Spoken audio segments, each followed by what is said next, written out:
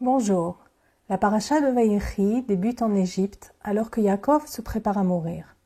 Avec cette dernière paracha du livre de Bereshit, s'achève donc également la vie du patriarche relatée le plus longuement de tous. C'est aussi une époque qui s'achève, ou plutôt un chapitre de l'histoire d'Israël. Afin de se préparer à la mort, Yaakov entreprend 2 actions.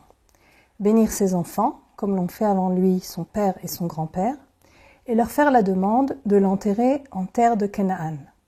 Jusqu'ici, tout va bien, sauf que chacune de ces actions est relatée par 2 fois dans le texte. Dans un premier temps, Yaakov fait à Yosef, son fils préféré, la demande concernant son enterrement, puis il bénit Yosef et ses fils. Et dans un deuxième temps, Yaakov rassemble tous ses fils et les bénit un à un, puis leur fait à tous la demande de l'enterrer en Canaan.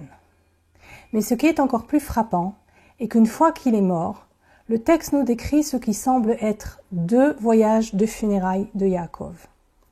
Voici le texte du premier enterrement de Yaakov au dernier chapitre de Bereshit.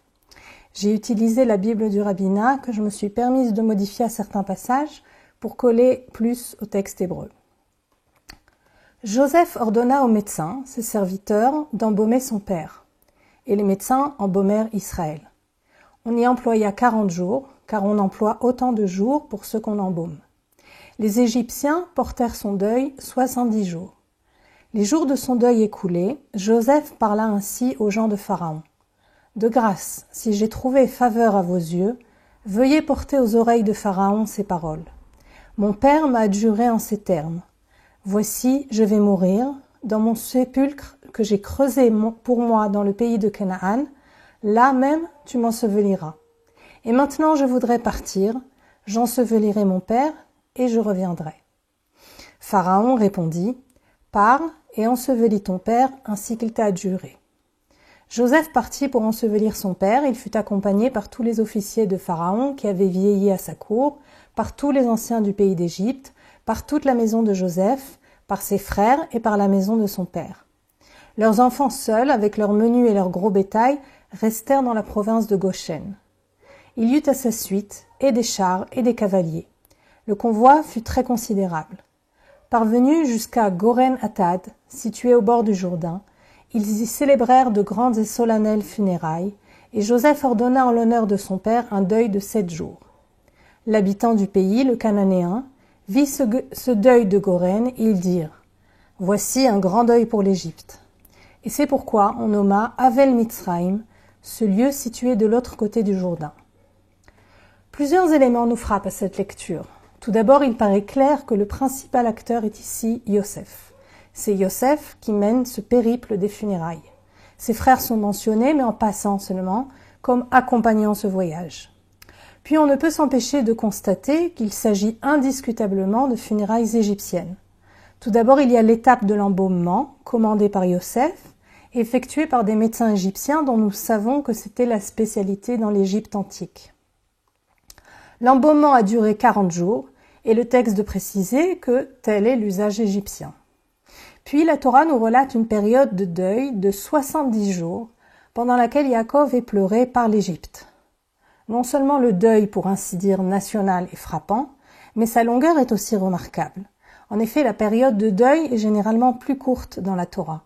Par exemple, Moshe et Aaron seront pleurés par le peuple pendant 30 jours seulement. Or, d'après Hérodote, la période de deuil en Égypte était bien de 70 jours. Ce que la Torah nous décrit là est donc un protocole égyptien de deuil. Puis Yosef demande à Pharaon la permission de quitter l'Égypte pour enterrer son père. On remarquera au passage qu'il n'a visiblement plus d'accès direct au souverain qu'il sert, puisqu'il ne s'adresse pas directement à lui, mais passe par ses gens.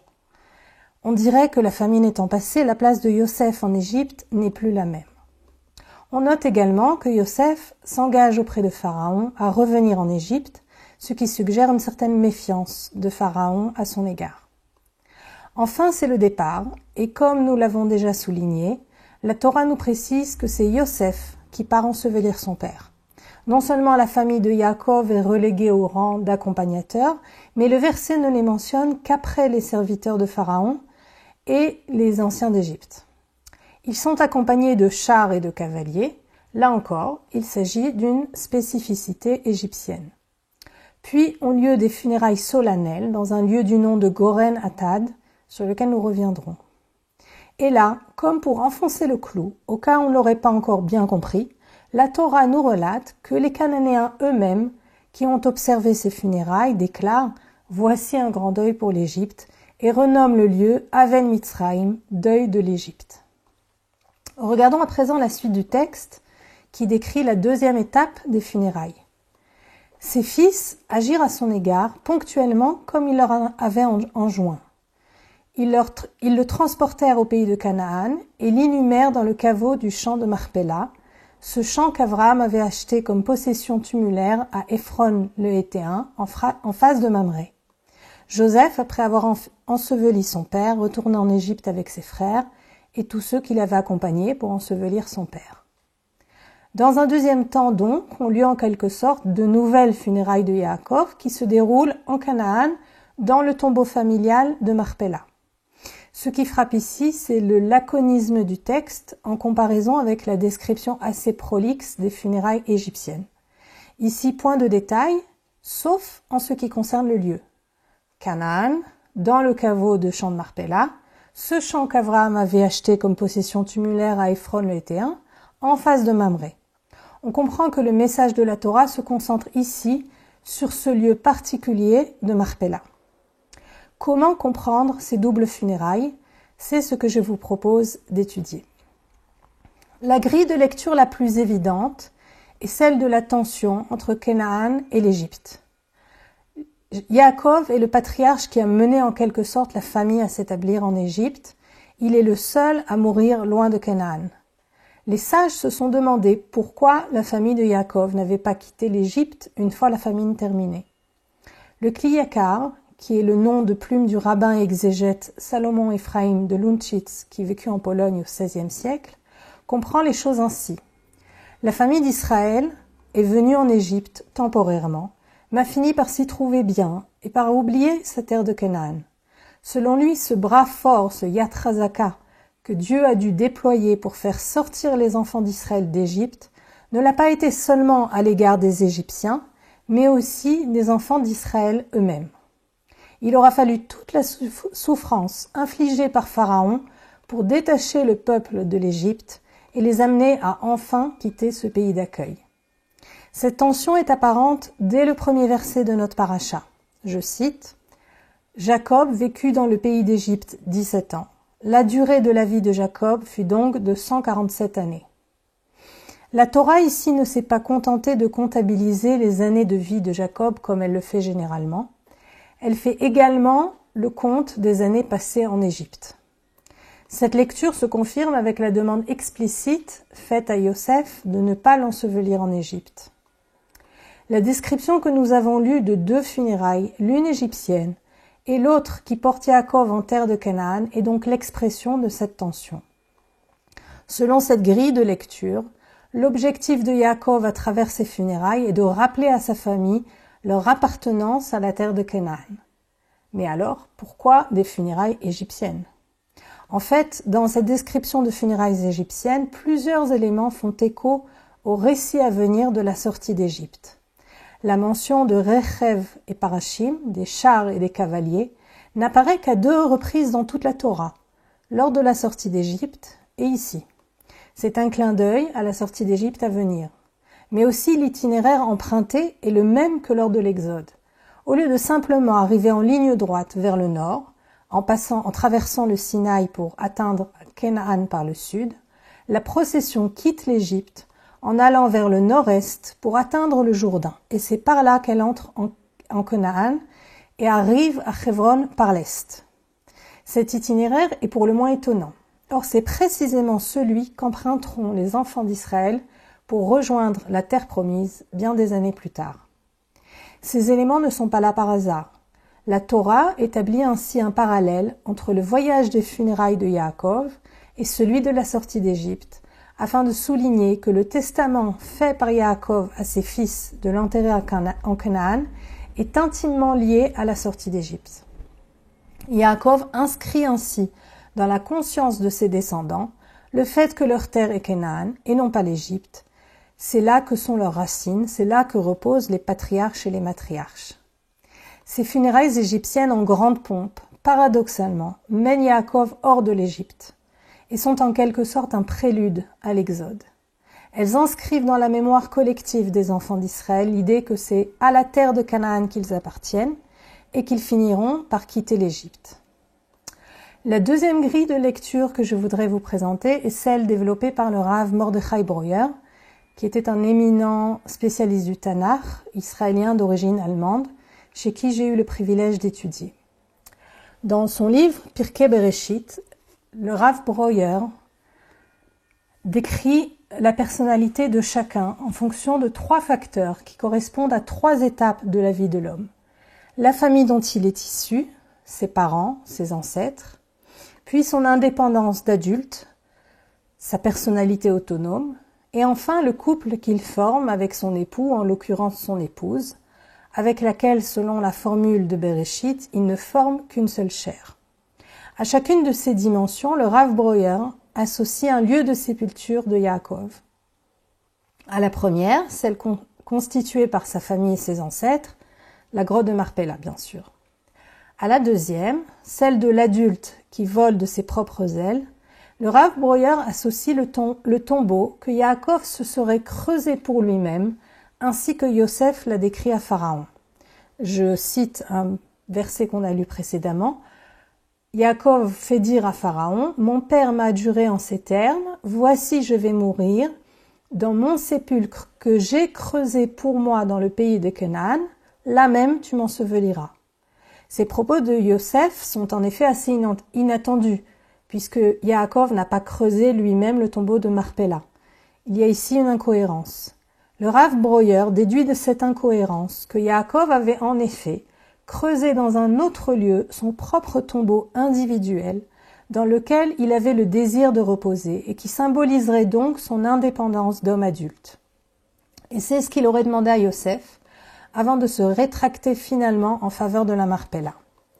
Yosef, cependant, pour honorer son père, lui a fait des premières funérailles dans ce tombeau qu'il s'était creusé, et c'est ce fameux lieu de Goren Atad, où le corps de Yaakov est amené en grande pompe. Ce qui expliquerait cet étrange détour par le Jourdain avant de rejoindre Hebron. Personnellement, je comprends différemment les propos de Yosef. Je pense que Yosef donne à Pharaon une version des faits auxquels celui-ci peut s'identifier. On sait que les pharaons et les dignitaires égyptiens préparaient de leur vivant leur passage dans l'au-delà, et donc ils faisaient creuser et édifier eux-mêmes leur propre tombeau. Pour Pharaon, donc, rien de plus naturel que Yaakov désire se faire ensevelir là où il sait, de son vivant, préparer sa demeure éternelle. Je pense donc qu'en réalité, Yosef sert à Pharaon la version que celui-ci est capable de comprendre et d'accepter, mais que ce que Yosef a en tête, c'est bien la Marpella. Mais revenons au Rav Breuer. Voilà qu'il se penche sur le verset 7 du chapitre 48, un verset pour le moins étrange, car alors que Yaakov est en train de bénir Ephraïm et Menaché, les fils de Yosef, il ajoute ceci. « Pour moi, quand je revins du territoire d'Aram, Rachel mourut dans mes bras au pays de Canaan pendant le voyage, lorsqu'une kibra de pays me séparait encore d'Éphrate. Je l'inhumai là, sur le chemin d'Éphrate qui est Bethléem. » Cette mention de Rachel, son épouse bien-aimée, tombe ici comme un cheveu sur la soupe. On devine que Yaakov ressent le besoin d'évoquer ce souvenir douloureux de la mort de Rachel, mais son intention dans cette évocation reste pour le moins mystérieuse.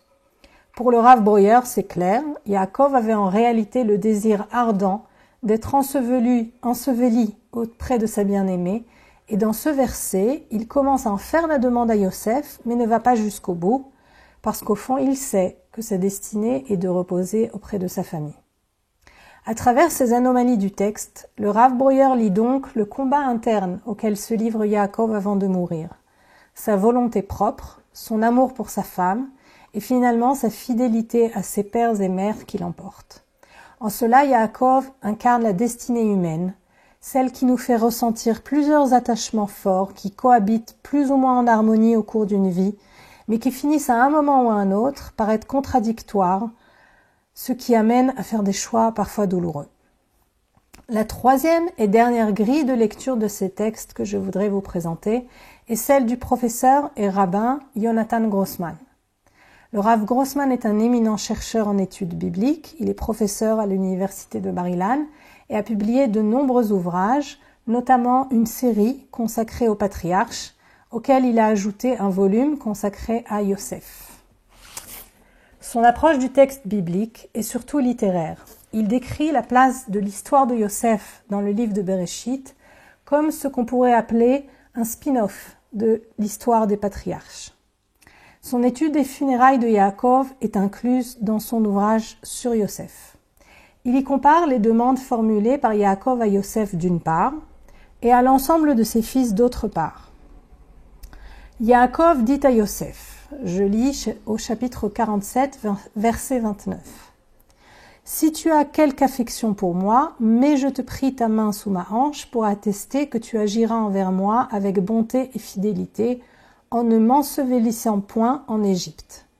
Quand je dormirai avec mes pères, tu me transporteras hors de l'Égypte et tu m'enseveliras dans leur sépulture. » À ses fils, Yaakov fait la demande suivante au chapitre 49, verset 29.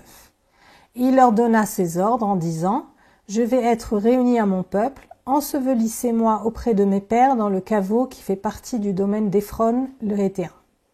Dans ce caveau qui appartient au territoire de Marpella, en face de Mamré, dans le pays de Canaan, territoire qu'Abraham acheta d'Éphron le Héthéen comme sépulture héréditaire.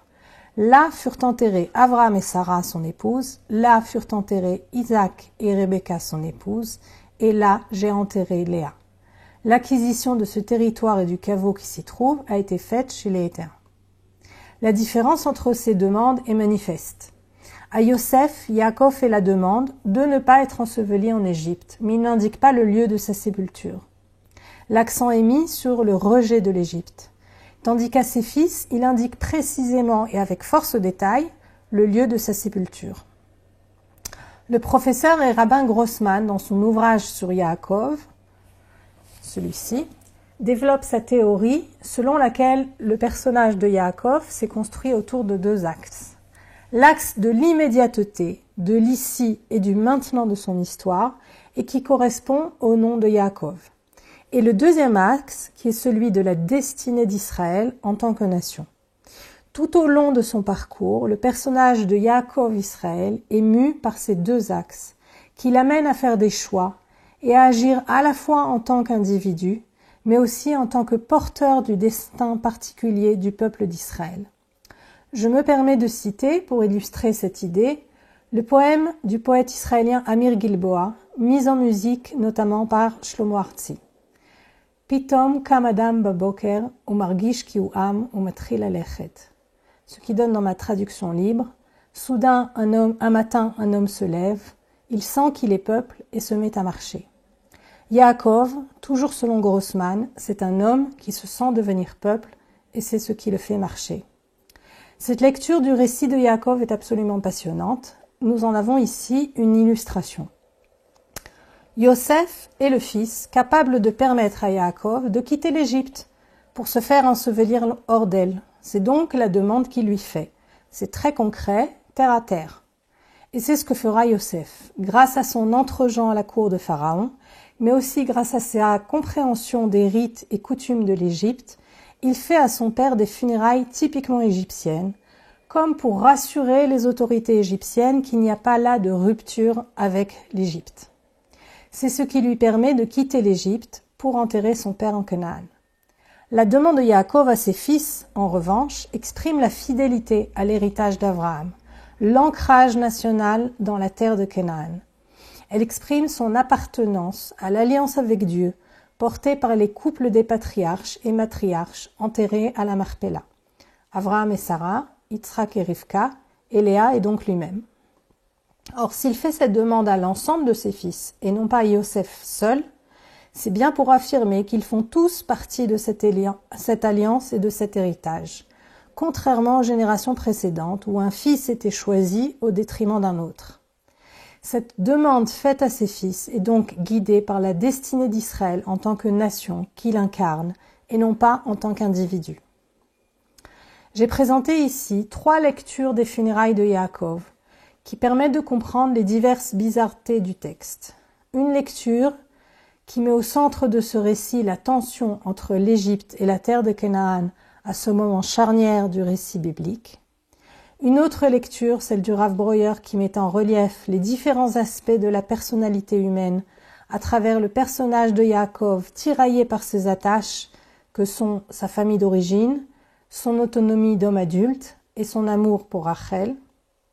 Et puis enfin, la 3e lecture, selon laquelle les funérailles de Yaakov sont à l'image de ce qu'il a été de son vivant, un être humain qui affronte les défis de la vie, mais qui a appris à prendre de la hauteur sur celle-ci, en comprenant que son destin personnel est aussi celui d'un peuple. Je pense que dans la période difficile que nous vivons, nous pouvons trouver beaucoup de consolation à prendre nous aussi de la hauteur sur les événements qui nous frappent, et à les replacer dans le contexte du destin national d'Israël. Pour conclure, je voudrais me pencher sur cette prophétie de Jérémie, chapitre 30, verset 10. « Ne crains donc rien, ô toi mon serviteur Jacob, dit l'Éternel. Ne sois point alarmé, ô Israël, car mon secours te fera sortir des régions lointaines et tes descendants de leur pays d'exil. Jacob reviendra, et il jouira d'une paix et d'une sécurité que personne ne troublera. » Dans le Talmud de Babylone, traité Ta'anit, page 5b, Rabbi Nachman s'appuie sur cette prophétie pour affirmer que Yaakov Israël n'est pas mort. Au-delà de ces arguments textuels, le sens profond de cette étonnante affirmation est sans doute à chercher dans le destin de Yaakov que la nation d'Israël continue d'accomplir. Yaakov n'est donc pas mort, puisque nous, ses descendants, vivons et perpétuons sa mission. En d'autres termes, notre Père vit toujours, Od Avinu Chai, le peuple d'Israël est vivant, Am Israël Chai.